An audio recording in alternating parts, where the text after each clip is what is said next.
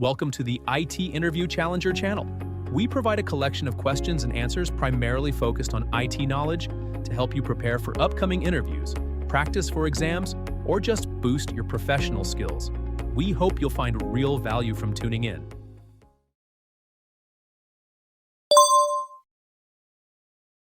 How would you architect a hybrid DNS solution that meets the requirements for on-premises systems to resolve cloud.example.com and for all VPCs to have access? I would associate the private hosted zone with the shared services VPC. Create a Route 53 inbound resolver in that VPC, attach it to the transit gateway, and set up forwarding rules in the on-premises DNS server that point to the inbound resolver.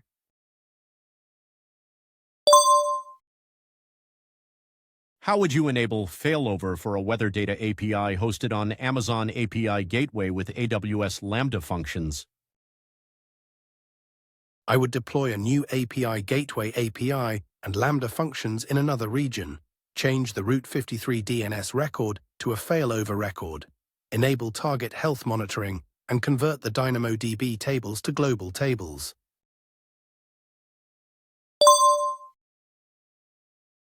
How would you enable private connectivity to a third-party SaaS application that runs on AWS while adhering to internal security policies? I would create an AWS Private Link Interface VPC endpoint and connect it to the endpoint service provided by the third-party SaaS application. Then I would create a security group to restrict access to the endpoint and associate it with the endpoint.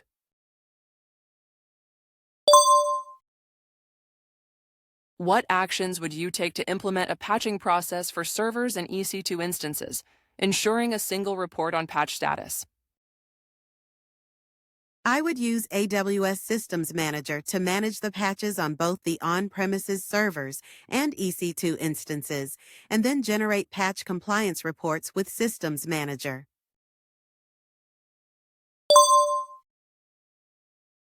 How can you ensure that log files are copied to a central S3 bucket from terminated EC2 instances in an auto-scaling group? I would create an AWS Systems Manager document with a script to copy the log files to Amazon S3. Then I would set up an auto-scaling lifecycle hook and an Amazon Event Bridge rule to detect the lifecycle events. On the termination of an EC2 instance, a Lambda function would be invoked to call the AWS Systems Manager API to run the document, and it would send a continue command to the auto-scaling group to allow the instance to terminate.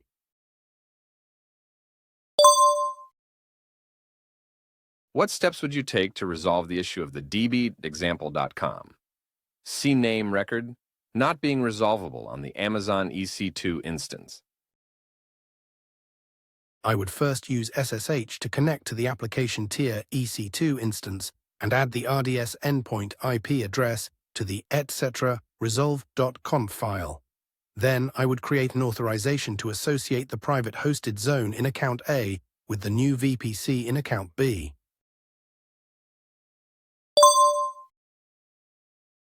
How would you resolve buffering and timeout issues for a blog site that has recently experienced increased traffic?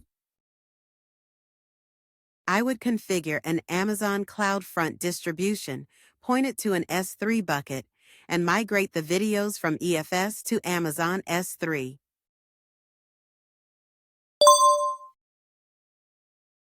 How would you add a redundant AWS Direct Connect connection while ensuring connectivity to other regions? I would provision a Direct Connect gateway, delete the existing private virtual interface from the current connection, and create a second Direct Connect connection. Then I would create a new private virtual interface on each connection and connect them to the Direct Connect gateway, which would be linked to the single VPC.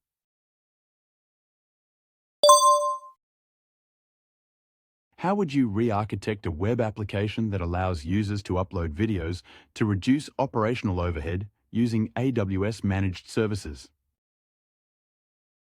I would use AWS Elastic Beanstalk to launch EC2 instances in an auto-scaling group for the web application and set up a worker environment to process the SQS queue. Additionally, I would replace the custom software with Amazon Rekognition for video categorization.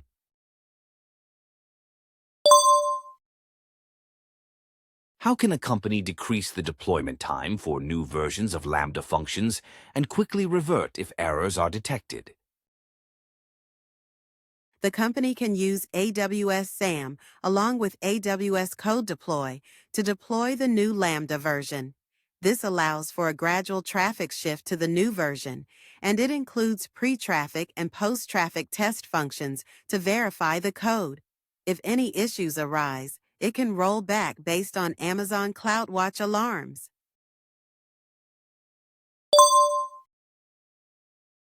What solution would you recommend for storing archived documents securely and cost-effectively for a company with low retrieval needs?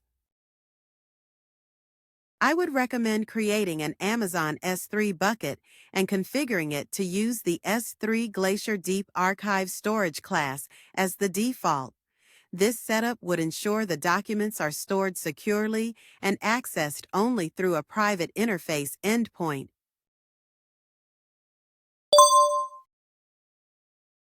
How can a company use its on-premises Active Directory for user authentication in AWS accounts while meeting security policies?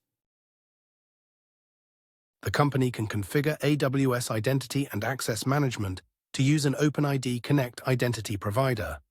Then they can provision IAM roles that grant access to the AWS account for federated users based on their Active Directory groups and use cross-account IAM roles for access.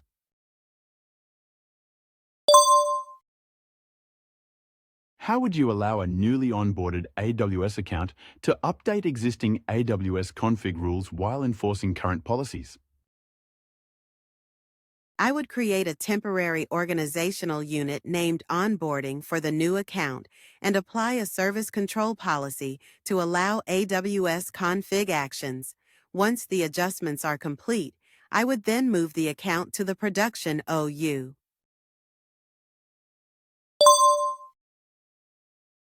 What would you recommend to improve the customer experience for an application facing errors during PUT requests? I would recommend implementing API throttling through a usage plan at the API gateway level and ensuring that the client application handles code 429 replies without error.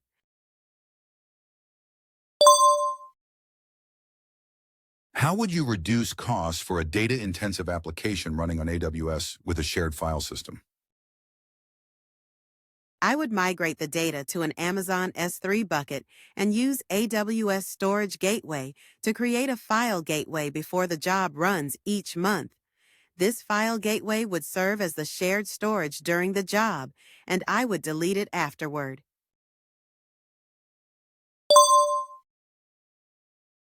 How would you design a highly available service on AWS that is accessed using TCP on a static port and is publicly available at my.service.com?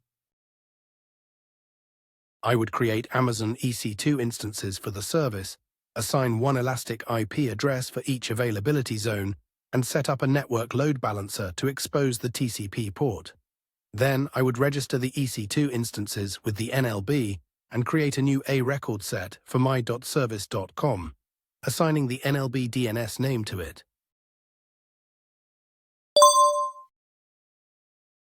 How would you migrate a highly available on-premises data analytics platform to Amazon EC2 while ensuring cost-effectiveness and maintaining SLAs? I would split the 12 instances across 3 availability zones in the chosen AWS region. I would run 2 instances in each availability zone as on-demand instances with a savings plan, and run 2 instances in each availability zone as spot instances.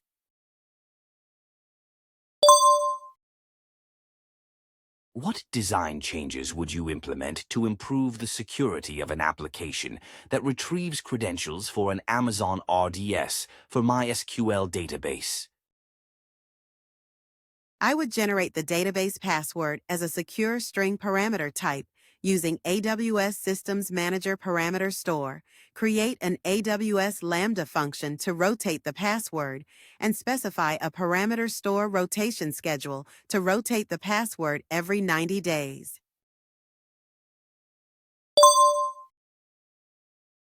How would you design a serverless architecture to make data from Amazon DynamoDB accessible publicly through an API? I would create an Amazon API Gateway HTTP API with integrations to AWS Lambda functions that return data from the DynamoDB tables. Additionally, I would set up an accelerator in AWS Global Accelerator with Lambda Edge function integrations for the same purpose.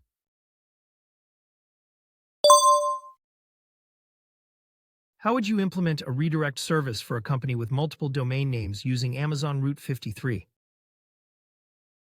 I would create an application load balancer with HTTP and HTTPS listeners, set up an AWS Lambda function to handle the redirects using the JSON document, and create an SSL certificate with AWS Certificate Manager that includes the domains.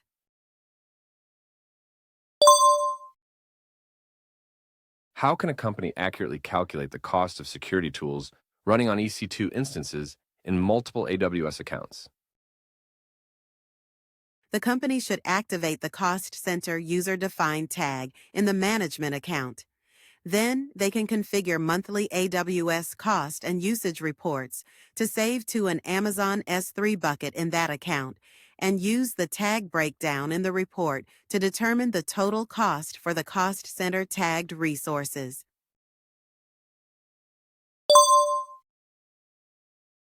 How can a company automate the creation of a new VPC and a transit gateway attachment for new member accounts in AWS organizations?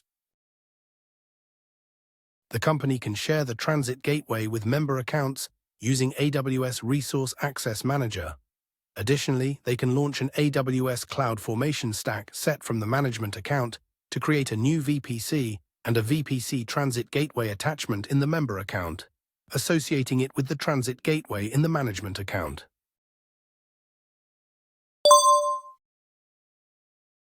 How would you allow developers to purchase third-party software through AWS Marketplace while restricting administrative access to private marketplace?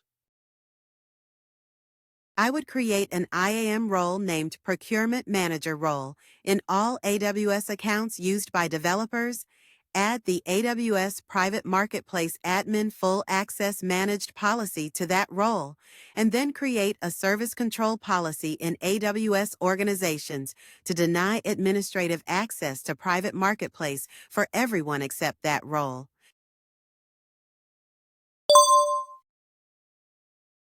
What solution would you recommend for migrating a two-tier web-based application and its database to AWS while ensuring scalability?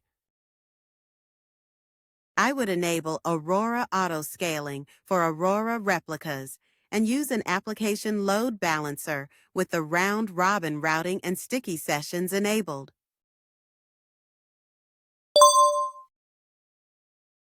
How would you handle increased traffic to a monolithic REST-based API hosted on Amazon EC2 instances? I would create an application load balancer in front of the API, move the EC2 instances to private subnets, add them as targets for the ALB, and update the Route 53 record to point to the ALB.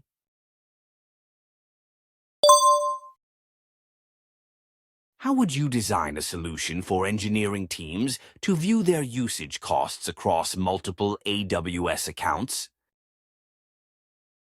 I would create an AWS cost and usage report from the AWS Organizations Management account and allow each team to visualize the report through an Amazon QuickSight dashboard.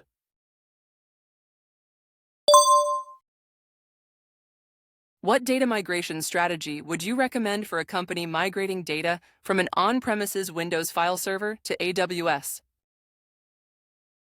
I would recommend using AWS DataSync to schedule a daily task to replicate the data between the on-premises Windows file server and Amazon FSx.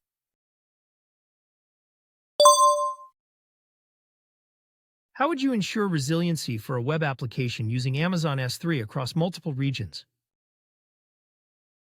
I would configure replication on the S3 bucket in US East 1 to replicate objects to the S3 bucket in the second region.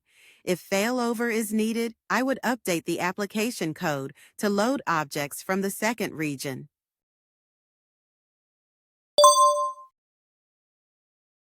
What steps would you take to design a scalable and highly available solution for a three-tier web application that needs to be moved to AWS? I would use AWS Elastic Beanstalk to create an automatically scaling web server environment that spans 2 regions, with an application load balancer in each region. Additionally, I would set up a multi-AZ deployment of an Amazon Aurora MySQL DB cluster with a cross-region RED replica and use Amazon Route 53 with a geo-proximity routing policy to route traffic.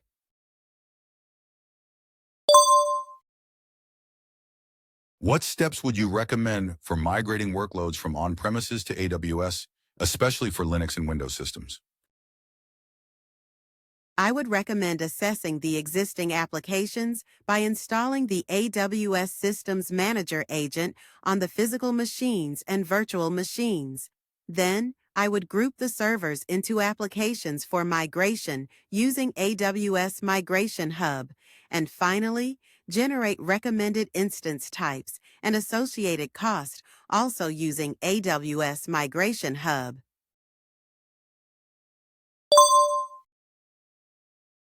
How can a company reduce cloud expenditures for an image processing service on AWS while maintaining security? They can set up an S3 Gateway VPC endpoint in the VPC and attach an endpoint policy to allow the necessary actions on the S3 bucket.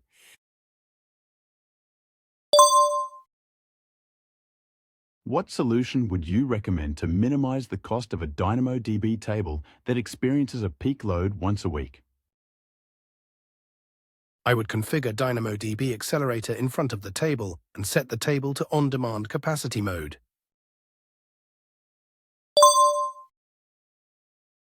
What is your recommendation for migrating an on-premises data processing application to AWS, considering the varying volume of media files during business hours? I would recommend creating a queue using Amazon SQS.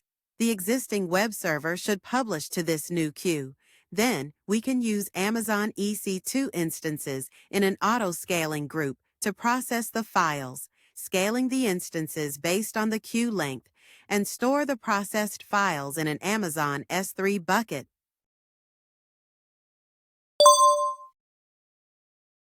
What solution would you recommend for a company using Amazon OpenSearch service that needs to retain data cost-effectively after analysis? I would recommend reducing the number of data nodes in the cluster to 2, adding ultra-warm nodes for capacity, and configuring the indexes to transition to ultra-warm upon ingestion. Additionally, I would suggest using an S3 lifecycle policy to transition the input data to S3 Glacier Deep Archive after 1 month.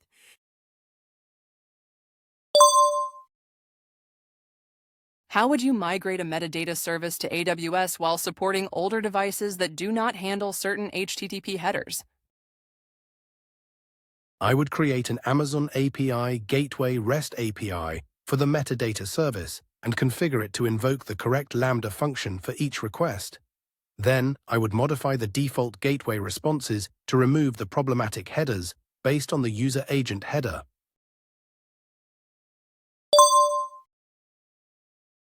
How can the security team prevent the creation of security group inbound rules with 0.0.0.0.0 as the source in the non-prod organizational unit? They can configure a service control policy to allow the EC2 authorized security group ingress action only when the source IP is not 0.00.0.10/0 and apply this policy to the non-prod organizational unit.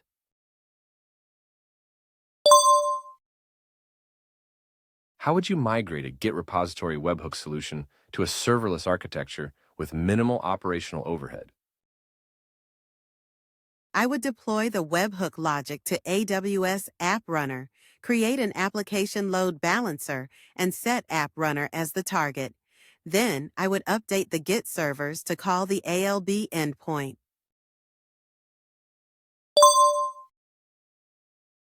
How would you gather and analyze server metrics for a migration of on-premises servers to AWS? I would create a script to automatically gather the server information from the on-premises hosts. Then use the AWS CLI to store that data in AWS Migration Hub and query it directly in the Migration Hub console.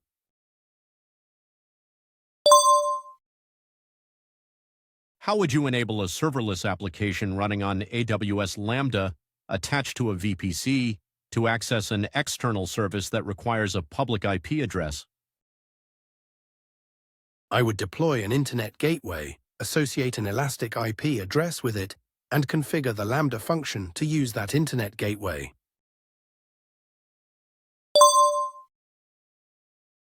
What actions would you take to improve the performance of a web application using an Amazon API gateway and AWS Lambda that is struggling under high load? I would use RDS proxy to set up a connection pool to the reader endpoint of the Aurora database, and I would move the code for opening the database connection in the Lambda function outside of the event handler.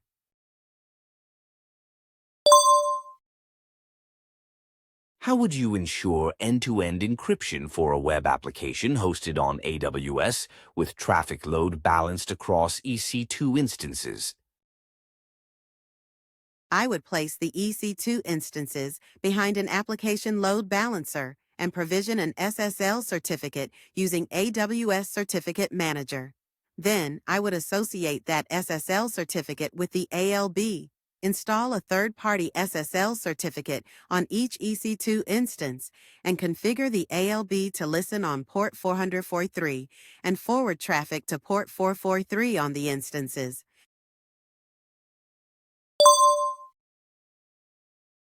How would you migrate a data analytics environment from on-premises to AWS while ensuring no interruptions for customers? I would set up an Amazon Aurora MySQL database and use AWS Database Migration Service for continuous data replication from the on-premises database to Aurora. Then I would create an Aurora replica for the MySQL database and move the aggregation jobs to that replica. For data collection, I would set up AWS Lambda functions behind an application load balancer using Amazon RDS proxy for writing to the database. Once the databases are synced, I'd point the collector DNS record to the ALB and disable the AWS DMS sync task after the cutover.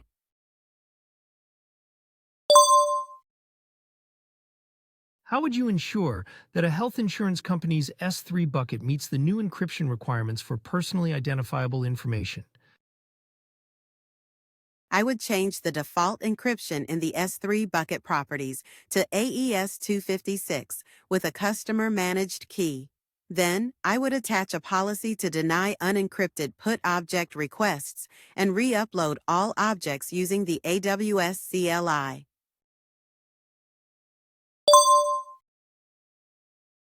How would you configure an application on AWS to ensure high availability and fault tolerance for a web application using CloudFront and an application load balancer? I would provision an application load balancer, an auto-scaling group, and EC2 instances in a different AWS region. Then, I would update the CloudFront distribution to create a second origin for the new application load balancer and set up an origin group with one origin as primary and the other as secondary.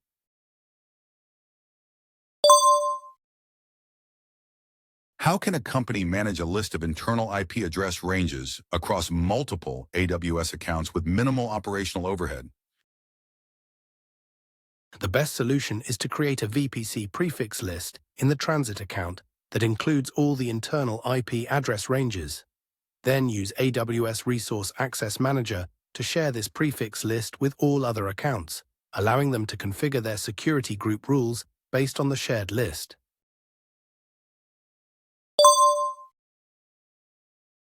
How would you refactor a traditional web application on Amazon EC2 to a serverless architecture using containers? I would upload the container images to Amazon Elastic Container Registry. Then, I would configure 2 auto-scaled Amazon Elastic Container Service clusters with the Fargate launch type to manage the expected load and deploy tasks from the ECR images. Finally, I would set up 2 separate application load balancers to direct traffic to the ECS clusters.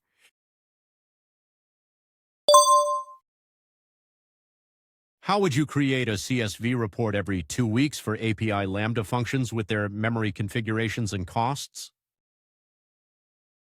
I would opt in to AWS Compute Optimizer and create a Lambda function that calls the Export Lambda Function Recommendations operation.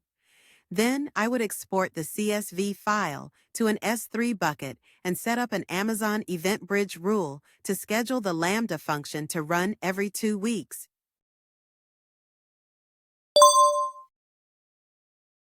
How can a company track costs associated with each application and team in AWS? The company can activate user-defined cost allocation tags for applications and teams, create a cost category for each application in billing and cost management, and enable Cost Explorer for detailed reporting.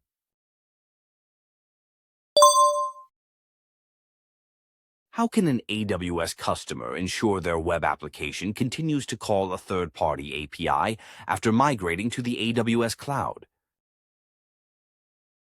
They should register a block of customer-owned public IP addresses in their AWS account, then create elastic IP addresses from that block and assign them to the NAT gateways in the VPC.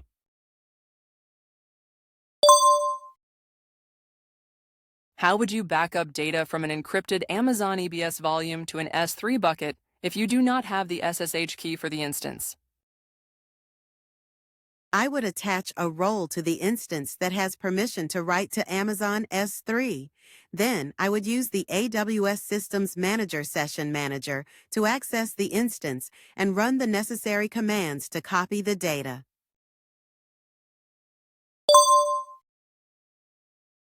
What steps would you take to copy data from an Amazon S3 bucket in one AWS account to a new S3 bucket in another AWS account using the AWS CLI?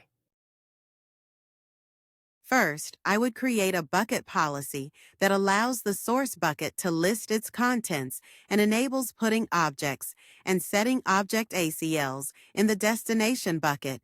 This policy would be attached to the destination bucket. Next, I would create an IAM policy in the destination account that permits a user to list and get objects from the source bucket, as well as to list, put objects, and set object ACLs in the destination bucket. Finally, I would run the AWS S3 sync command as a user in the destination account, specifying both the source and destination buckets to copy the data.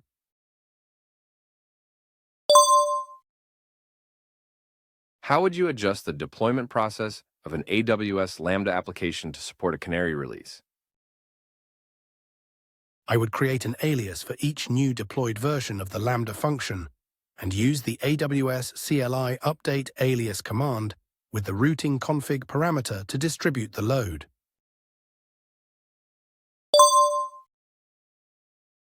How can a finance company improve the reliability and scalability of their SFTP solution hosted on an EC2 instance? They should migrate the SFTP server to AWS Transfer for SFTP and update the DNS record to point to the server endpoint host name. What steps would you take to migrate an application from VMware infrastructure to Amazon EC2 while preserving software and configuration settings?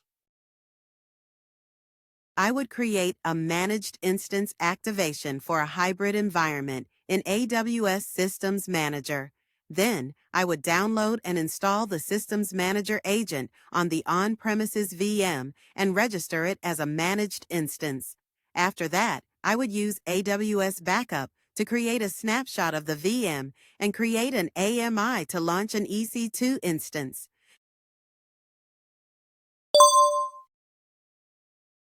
How would you refactor a video processing application that is experiencing timeout errors in its AWS Lambda function due to larger image sizes? I would create a new Amazon Elastic Container Service task definition with a compatibility type of Amazon EC2 and configure it to use a new image in Amazon Elastic Container Registry. I would also modify the application to store images on Amazon Elastic File System and to use an Amazon RDS instance for metadata.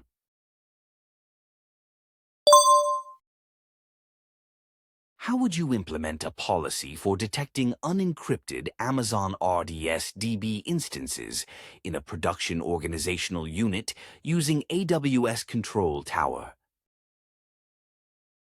I would enable the appropriate guardrail from the list of strongly recommended guardrails in AWS Control Tower and apply it to the production organizational unit.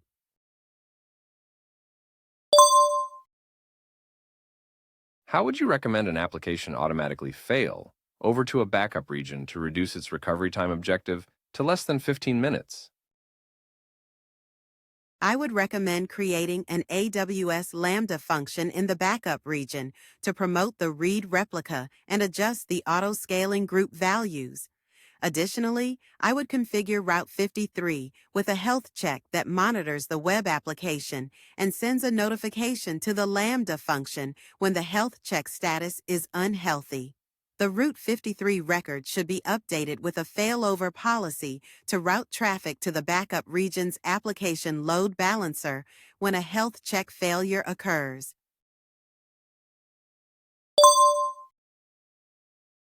How would you improve the architecture of a critical application hosted on a single Amazon EC2 instance to ensure automatic recovery from failure? I would use an elastic load balancer to distribute traffic across multiple EC2 instances in an auto-scaling group with a minimum of 2 instances.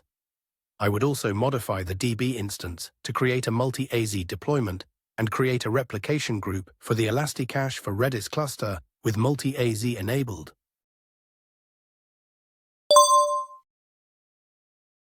How can a retail company provide a custom error page instead of a standard ALB error page when facing a 502 status code? They can modify the Route 53 records to include health checks and set a fallback target if the health check fails.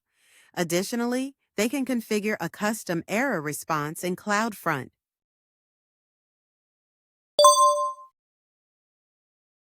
How would you share a common network across multiple AWS accounts while ensuring individual accounts can create resources within subnets?